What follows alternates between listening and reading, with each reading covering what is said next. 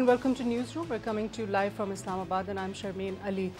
Today some significant progress has been made with the most recent plenary review by the Financial Action Task Force on Pakistan's position in meeting their requirements.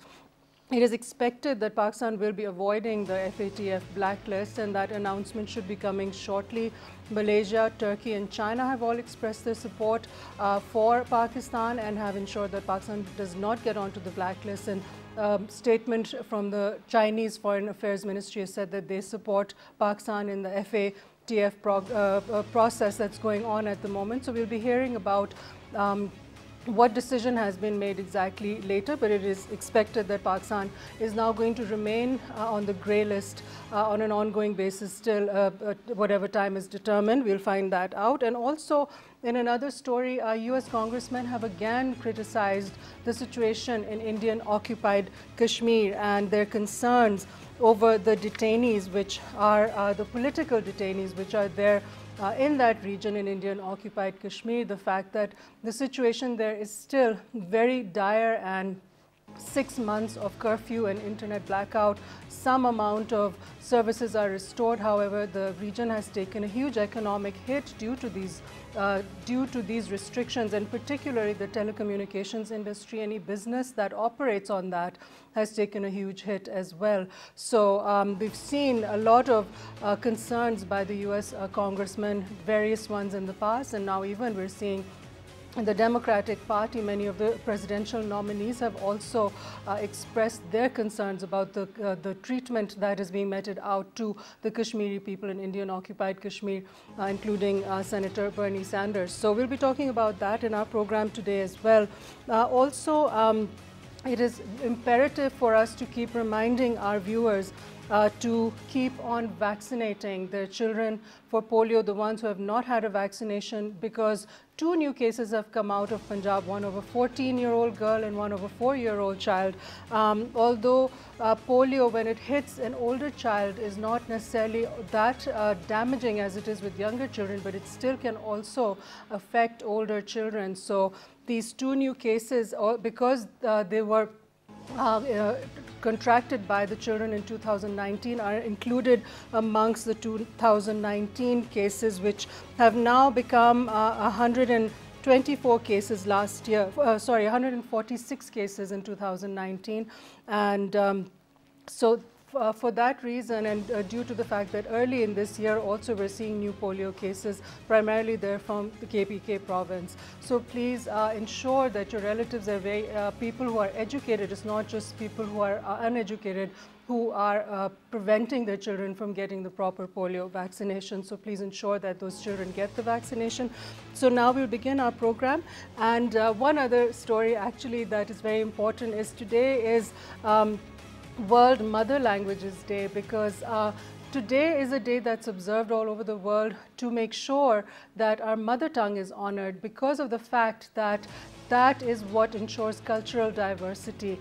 Mother languages as well as dialects, there are seminars and different groups and meetings that are held on this day to show the importance of one's mother language, particularly in a time and era when the English language is present all over the world. It's very important to retain a person's cultural identity. So let's begin our program now with our first segment about FATF. We have with us in our studios right now Mr. Fahim Sardar, who's an economist and a frequent participant in our program. Thank you so much, sir, for joining us again on Newsroom. So a very big moment for Pakistan and FATF. In your opinion, at the moment we've stayed out of the blacklist. What is going to happen next? Are we going to be given an extension period now again, because still certain measures need to be taken? Certainly. I think talking about the blacklist is one thing, but actually we're heading towards the whitelist. It takes time. These things take time. What is very important for us to understand is that certain countries, with specific reference to India, they've been trying desperately to push Pakistan onto the blacklist, although Pakistan has been trying to comply with all the requirements of FATF. Now, that's one side of the spectrum. The other side of the spectrum is what Pakistan has done and what most of the FATF members have recognized in this meeting, which was that Pakistan actually has put in a lot of effort to tighten things up, to improve things. What happens is, because I've worked in compliance as well and forensics, in my assessment, I think there are three things that FATF will be asking us to do, generically three things. Number one, drilling, tagging, and enforcement. So in Pakistan, yes, I think we've come a long way. We still have some way to go. However, it is important to understand that certain interest groups, certain countries were trying to do something terrible. That most probably has been avoided.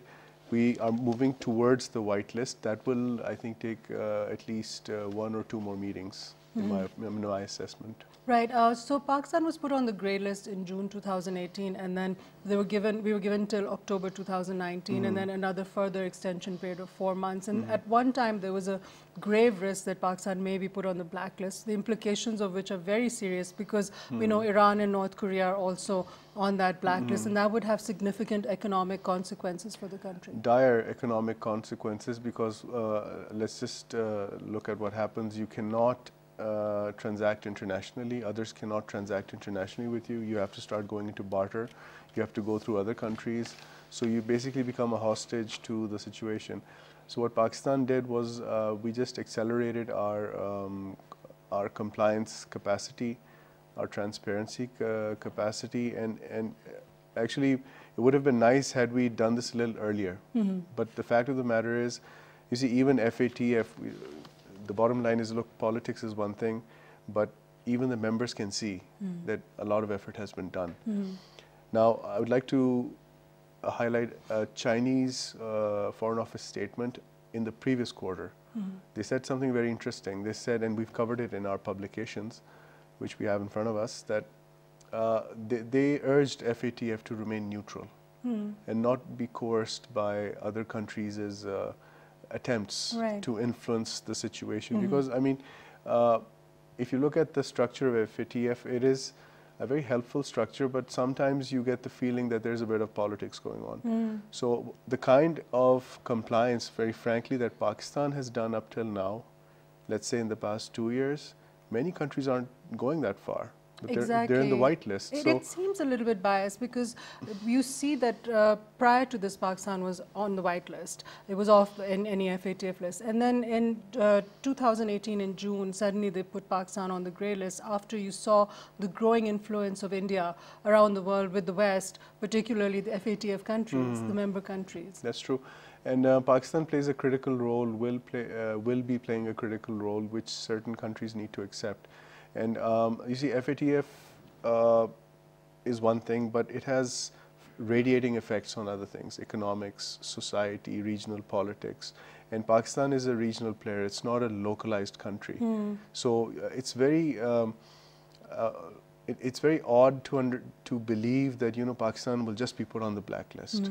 It's very odd, because you can't do that to a regional player, especially a country that is trying to comply. And lo and behold, I think it's the reports that were coming out were 14 out of, I think, 27 of the points have been complied with. So we just need more time. I mean, 14 additional, right? Because before there were 5 points that were complied with. So that's about and basically we've got 13 more points to take care of, working on them. It's a work in process thing. We can accelerate a little bit more, and we can take care of it a little more. Take care of it a little bit more carefully, but you have to look at it from the perspective of many people. Your adversaries wanted a blacklist; they're not going to get that. We wanted a white list. Right now, we'll have to wait. We'll have to just keep going. And the point is, in which direction is Pakistan going? Is it towards the black or the white? So it's very important to understand you're going towards the white. Because and what changes that we've had to make, I mean, the impact that it's had on our country, it's with the IMF requirements and the FATF requirements, within a short amount of time, people have just been through a sort of a laundry machine. I think that's an understatement, yeah. It's not easy to just jack up your regulatory structures in a matter of a year and a half. It's not easy, and it's not helpful, it's not healthy. So you have to gradually build it up. So even in good times, when you're on the white list or super white list or whatever, one should always be ahead of the system, Right. of the global system. Look, we have the potential to do this. We have the capacity to do this. Anti-money laundering, terrorism financing, and as the FATF says, the integrity of the international financial system. We've been compliant on all fronts. We have never brought any difficulty onto the international financial system. That's what the FATF is looking at. And more so, our own country has suffered due to lack of these regulations because of the money flowing out of the country. Yes, that's a good point, because I mean, if you have regulations looking at transactions and inflows, then you should have regulations looking at more transactions and outflows. So you have to establish a balance, and whatever system that is incorporated internationally has to be maximized for internal benefit, whether some people like it or not. I repeat, it is important to understand which direction Pakistan is on right now. Now, again, it's India is behind most of the lobbying and the negative lobbying and everything. But at the end of the day, we're not heading towards the black, we're heading towards the white. Yeah. Having said that, I repeat myself, we have to work a little harder, have to push it till the end. Right.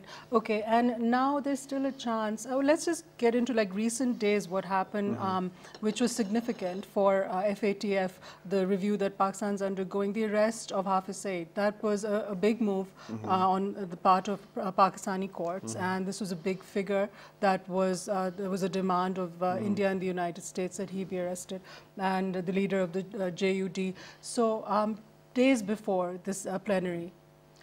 Yes, I think it's in compliance with many of the things that are happening, but it's also a part of our internal judicial system. We're basically taking it step by step, but I think we have been accelerating those steps in the past, I think, 7-8 months. And we might see some more changes as well. Right. In the coming months. Right. Okay. We have with us online Mr. Mehtab Haider, who's a journalist and an expert in the economy as well. Thank you, Mehtab Sahab, for joining us.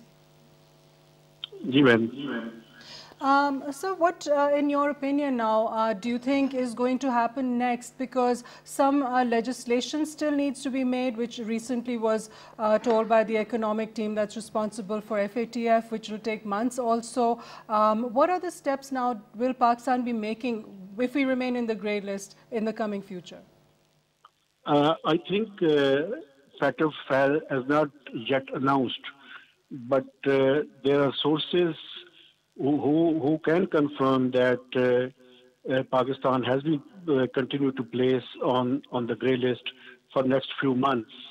Now there are requirements, as you know, the legislative part and some of the proposed legislation is pending before the National Assembly and Senate of Pakistan. Right. And one of them is to strengthen the anti-money laundering law, where the penalties amount and the sentence period is going to propose to be increased. So on that part, if Pakistan strengthened that law, I think, and another part is the prosecution and the conviction of the banned organization and their affiliates. I think Pakistan is moving towards the right direction, and within the next few months, we are quite confident that Pakistan will be out of the grey list. Right, but there's also reports that the Financial Action Task Force is expecting Pakistan to do more. So what would that be? I think Pakistan has already has been found compliant on more than 50% of the action plan. As you know, when Pakistan was placed into the grey list, Pakistan was given 27-point action plan, out of which Pakistan had already found compliant on 14 points. And there are remaining points in this regard. And it is hoped that these action plan will be given time to comply on these remaining points to complete the whole 27 action plan. So it will be related to the legislative part and some of the strengthening of the regulatory regime and some of them will be on the front of conviction. So on these three parts, all the remaining points will be revolving around. And it is hoped that Pakistan will be able to do it. Right, and also Pakistan's efforts to become compliant, specifically in the last 4 months, have been really lauded by the FATF member countries as well as the United States representatives here as well. There's been a lot of work that's happened in, so far as to improve coordination between the FBR and the other agencies involved in all of this process.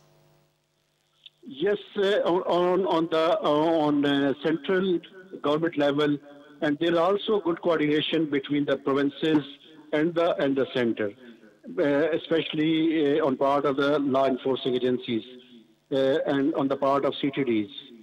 So there is a coordinated efforts on account of which Pakistan has obtained the dividends. And in the future, it's need to be improved more, because with better coordination, we can achieve our objectives in next 3 to 4 months period.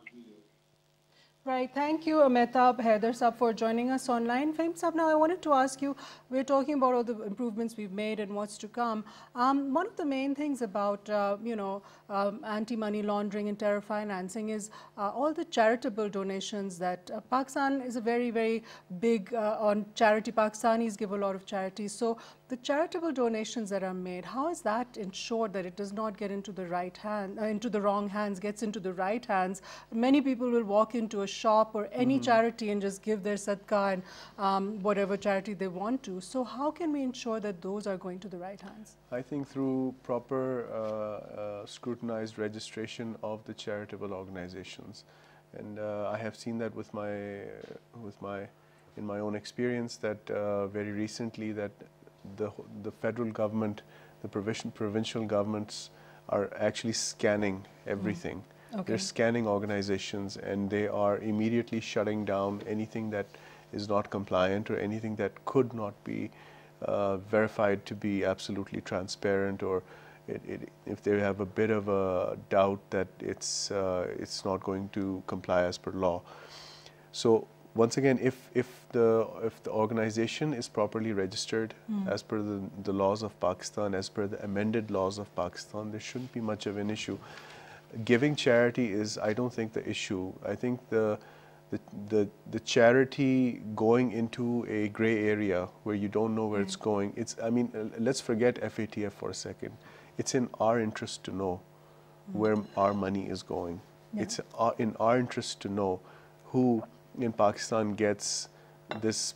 You see, we have a big heart, so who gets the biggest chunk of this big heart that we have? Is it going in the right direction? Because if we to be fair, if we are so charitable and we're so caring, and if organizations are so caring, then poverty should be going down. Right. And would you say it's in the best interest of citizens to actually go and see the charity which they're giving money to, making sure that it's not being used for wrongful purposes? I think that's a good check, and I think anybody, even starting from myself, I'm very careful about who I give my money to, for two reasons. One is, the first reason is the personal aspect, that if I'm giving my money to someone, I want it to go to the benefit of someone. I don't want it to go for any other purpose. So if people start checking on their own, I think that adds a lot of market pressure on charitable organizations to keep themselves neat and clean. And just stay registered. It's not that difficult. Right. A lot of other actions that were taken by Pakistan, including the ones we discussed, the provincial coordination, the coordination between the Financial Monitoring Unit and the FBR, but also now you have a body overseeing, different bodies overseeing every single process that comes under terror financing and money laundering. Every, I think, cog of the government is, I think, trying to get this thing done, trying to upgrade the system as per requirements, as per the benefit of Pakistan, as per the requirements of FATF. You see, things take time. It doesn't happen overnight. I think, if my information is correct, that most of the organizations have been shut down. for simple reasons that, I mean, they're just not properly registered. They're not registered as proper societies, not registered as proper organizations. So obviously the government can give a better answer to that. But what I feel is every organization, every point of machinery in the government is trying to work towards this direction. Pakistan is a huge country. It's not a small country. It is the 6th largest country on earth, and I mean, it is not easy to immediately understand the quantum that exists in Pakistan. So to process that quantum, you need time. You need more efficient systems. You need simpler systems. So I think that's what the government is trying to do, because if you see many of the registration processes, they're making them simple, but more incisive. So, and then more triggers in the financial system which show that something is suspicious, and a lot of other steps. Real estate has come under the ambit of the government as well, that's being monitored.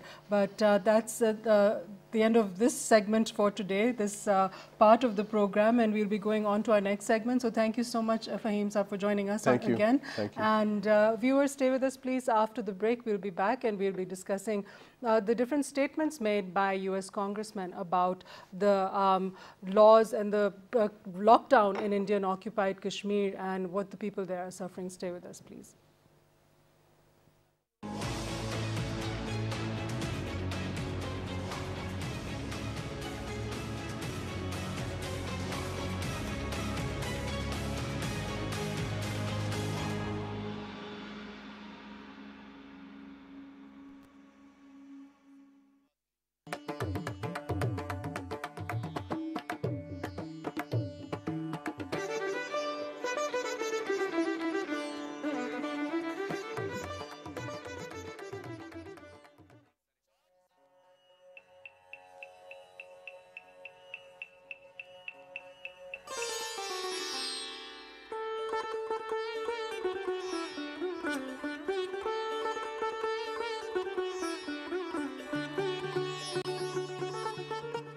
Sitar is a plucked stringed instrument used in Pakistani classical music.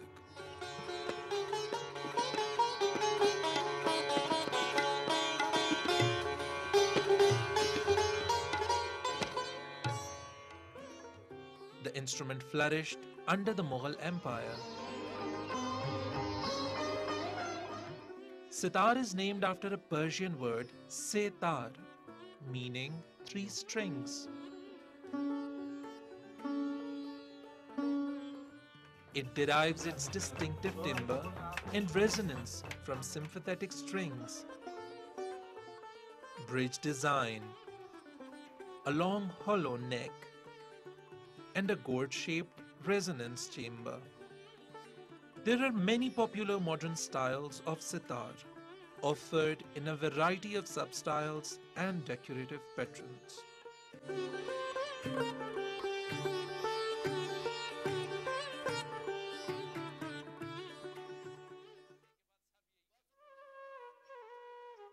Passion for polo will be the highest on the world's highest polo ground. Shandur invites visitors to experience a traditional polo tournament between the teams of Chitral and Gilgit.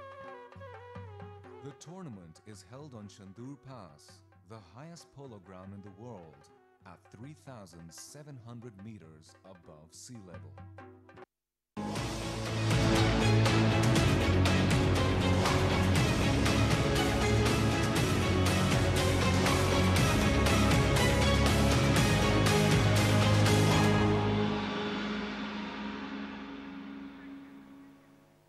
Welcome back, and in this segment we will be talking about how 2 congressmen, Amy Bera and George Holding, have insisted on their trip to India that India should be releasing the detainees that have been under arrest or house arrest, particularly the political detainees in Indian occupied Kashmir, and they've asked for India to restore normalcy in that region again. And to discuss this, we have with us Advocate Pervez Ahmed, who's a representative of All Parties Hurriyat Conference, and he's a Kashmiri activist activist as well. Thank you, sir, for joining us today on our program. Your feedback, sir, now the statements that are coming out by these two congressmen, this is not the first time. Many people in the US Congress have expressed their concerns about the region and what's happening there right now. Let's begin with the situation in Indian-occupied Kashmir. No one would know better than yourself, with having family there, being from there. What are the people going through right now? Thank you very much for inviting me here. First, I will just explore what the statement is, what has been issued by the congressman. Sure. It has 4 parts. First, they have showed serious concern about the situation which is going on in occupied Jammu and Kashmir since 5th of August. Secondly, as we just mentioned, that political detainees who are in detention. Thirdly, they are interested and they are keen enough to bring the congressional delegation to Indian occupied Jammu and Kashmir. And fourthly, that without political stability, there will be no this economic stability in Indian occupied Jammu and Kashmir. The fourth one is very important and very relevant. Because as you know that India is organizing a global economic summit, a conference in Indian occupied Jammu and Kashmir, and they have acquired 7,000 acres of land, and they are pursuing investors from from India and outside India. For Kashmir? Yes, they should come to Indian occupied Kashmir, they should invest, they should establish industrial zones there, and they have identified 10 districts, 9 from Indian occupied Jammu and Kashmir and 1 that is Udhampur from Jammu.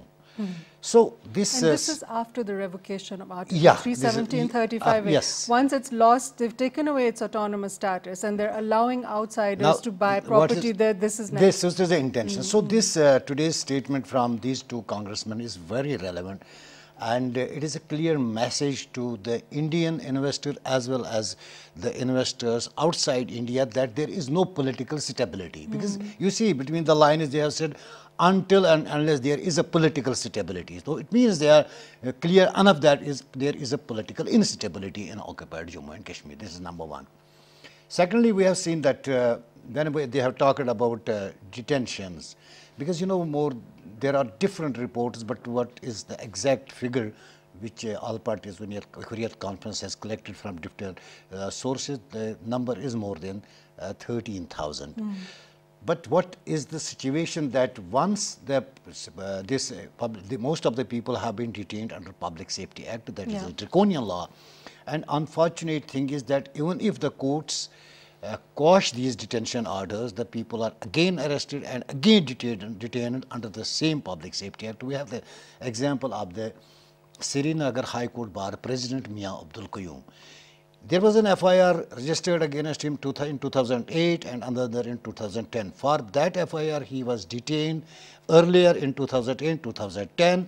That was quashed and he was released, and today he has again been detained. He has been in detention since 5th of August. Few days back, his detention was quashed by the Srinagar High Court. He was released from one door of the prison, and on the other door he was put on the same grounds. This is a situation which is going on. Secondly, you see that what is the exact situation? You can just figure it out from this thing, that Indian Supreme Court asked Government of India to restore the internet in Indian occupied Jammu and Kashmir. Although they restored the 2G, not 4G, not 5G, but what we have seen, how people have been behaving. People are using VPNs. They are just uploading the videos. They are just expressing their anger, and they are just demanding although there is no possibility, if you have a 2G facility available, you cannot upload any video, you cannot upload any statement, any picture.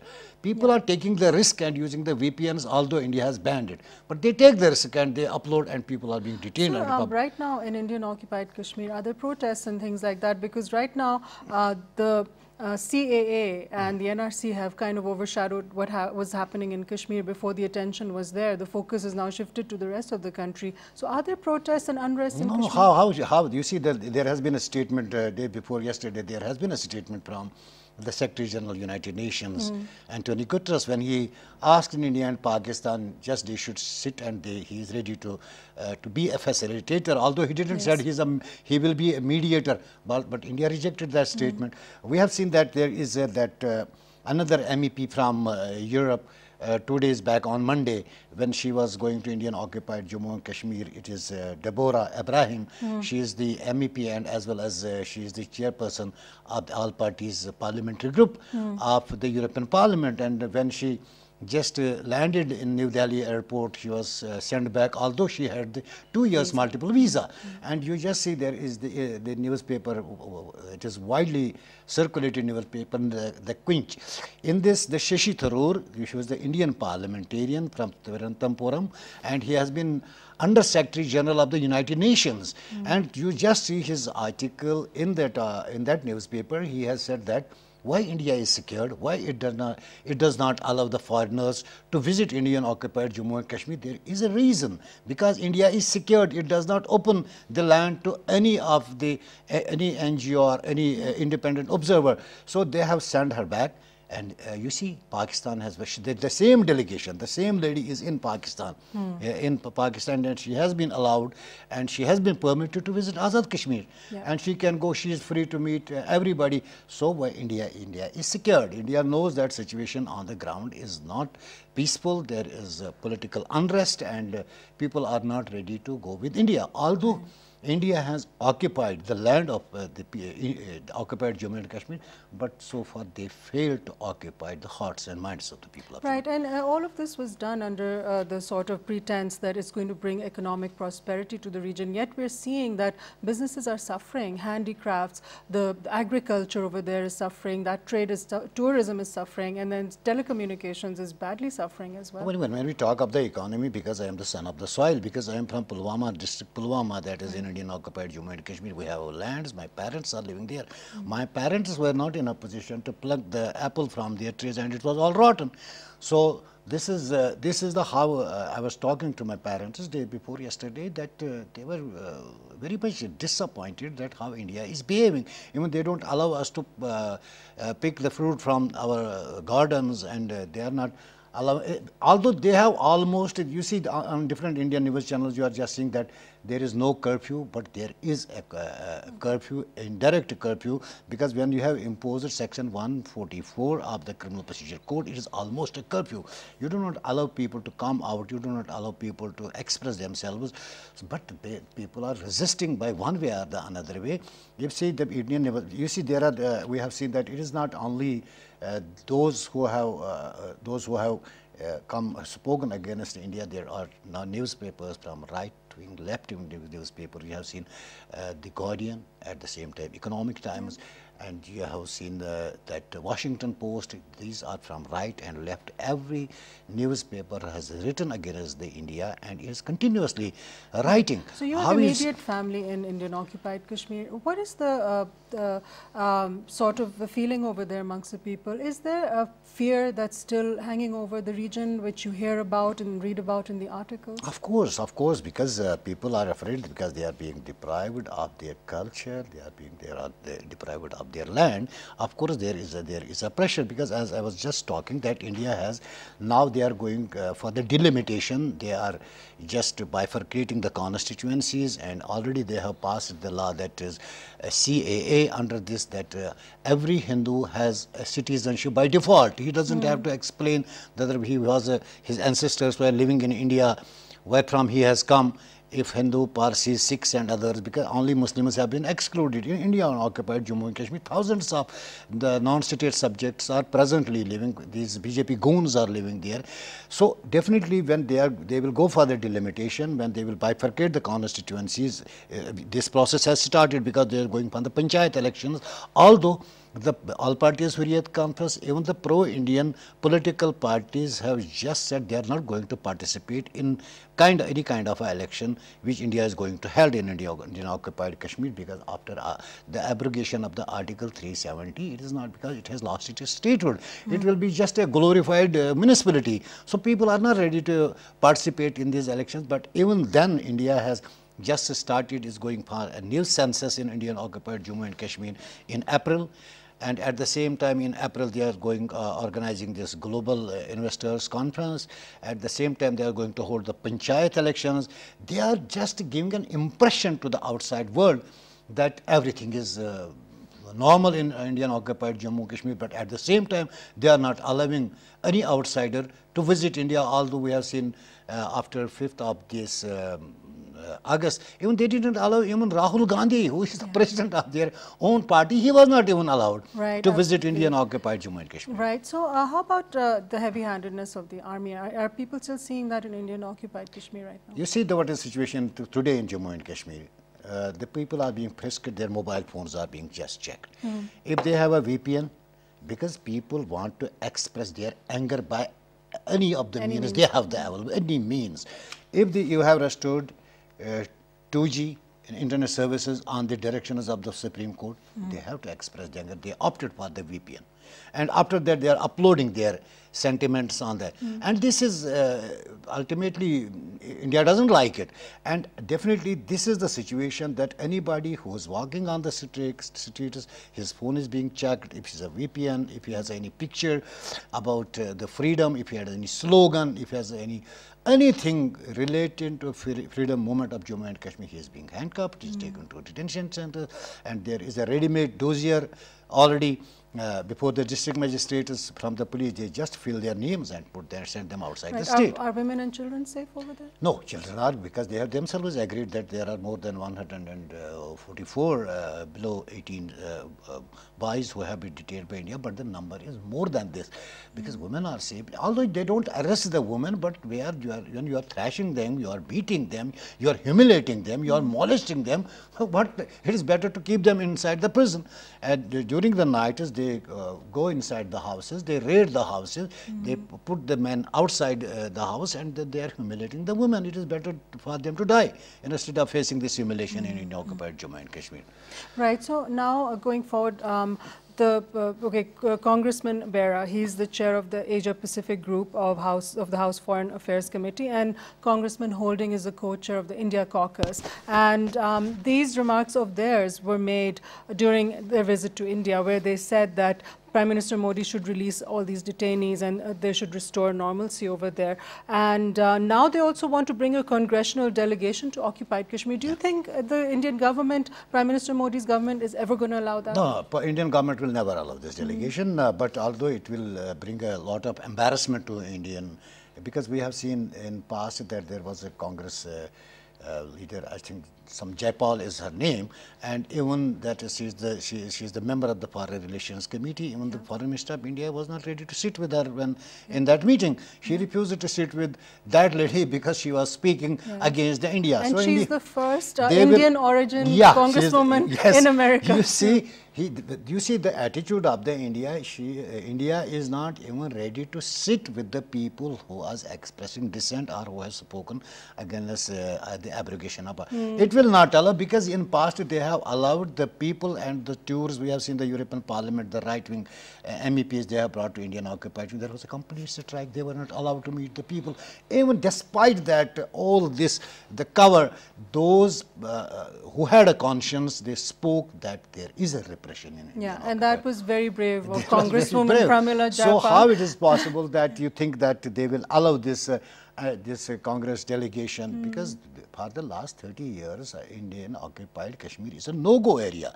You see, a couple of times I have mentioned that in different conflict zones, NGOs or humanitarian activists continue to work, but in Indian occupied Kashmir, no human rights organization is. So, sir, in a nutshell, now, final question. The program is about to end. Will this conference of investors conference that's coming up, will it succeed under these circumstances? No. You see, there is one thing, when there is political instability in Indian occupied Jammu and Kashmir, there is curfew, people are not coming out of their homes, people are showing their resentment. How an investor will come and invest his money in Indian occupied Jammu and Kashmir, because the people who are living there, they have been economically degraded and they don't have their livelihoods these days. How a foreign investor, who is the buyer? It is a Kashmiri. It is a Kashmiri where from he will get the labor. If the Kashmiris have decided this land is whole, this is being acquired, this is not being sold by the people of Jammu. So, they forcibly occupy it, they just acquire this land. And this is all by means, by force. Yeah. So people of Jammu and Kashmir are, because people of Jammu, there is only one question in the minds of people of Jammu and Kashmir, they are very much satisfied that if India got the freedom from the Britishers, why not people of Jammu and Kashmir? Absolutely. On that note, I hope that that does happen, and I hope that you're right that the investors won't be interested, because the occupation we've seen in this similar model of Israel, it continued and then they succeeded. So hopefully that will not happen here in Indian occupied Kashmir. Thank you, Advocate Pervez Ahmed, for joining us on our program. And finally, we're going to just talk a bit about polio, which we mentioned earlier in the program. Again, this is to encourage parents to get their children vaccinated, because some of the most recent cases that are coming out now have been from Punjab. Mostly they used to be coming out of Khyber Pakhtunkhwa, and there's one of a teenage girl that has come out, and another 4-year-old girl, and the teenage girl was from Okara and the 4-year-old girl was from Lahore. And according to the doctors, in their teenage years, the virus is not as deadly. However, a child can still get polio in an older age. It doesn't just have to be under the age of 5, which is the highest risk category. And naturally, we all know the effects of polio on a child. It affects the nervous system and causes paralysis. The number of cases are going up, and last year in 2009, there have been 146 cases, and in 2020 so far, the current year, there have been 17 cases reported. So let's hope this can get under control. And finally, for our last segment, it's important to mention today that it's International Mother Languages Day. And the reason that we're highlighting this on our program is because mother languages have a very big significance due to the fact that due to the world becoming closer and becoming one sort of a village, everyone tends to gravitate towards one language. Usually it's the English language, and it's very important to focus and remember our mother languages and our mother language and the dialects from where we come from, because that helps us to preserve our unique cultural identities, and it's very important to maintain that. So thank you so much for joining us on Newsroom today. That's all for today, and we'll see you next time. Bye-bye for now.